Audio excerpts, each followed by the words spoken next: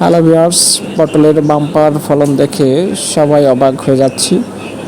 আর যে সাইজ আর যে প্রচুর ফলন হয়েছে, যা দেখে আমরা খুবই বিস্ময় হয়ে গেছিলাম যে আসলে এত ফলন। আর যে চাষি, উনি দক্ষ চাষি, আমাদের একটা বিষয় জানাচ্ছিল যে আসলে করলা চাষে পুরুষ মহিলা গাছ এর অনুপাত ধারাবাহিকভাবে রাখতে হয়।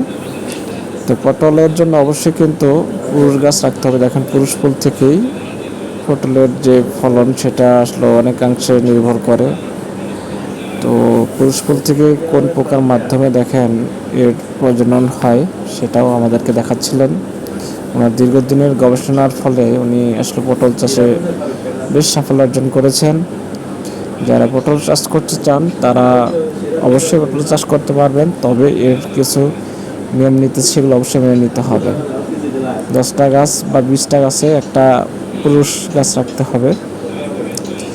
আর এবার যে সাইডটাতে পটল যে বেডে লাগানো হয়ে গেছে গাছের যে ইয়াটা, দ্বিতীয় বছর আবার অন্য সাইডে লাগাইতে হবে। এরকম সার্বিক বিষয়ে পরিচর্যা যদি ঠিকমতো করা যায় তাহলে অবশ্যই এরকম বাম্পার পটলের ফলন করতে পারবেন, আপনারা লাভবান হতে পারবেন।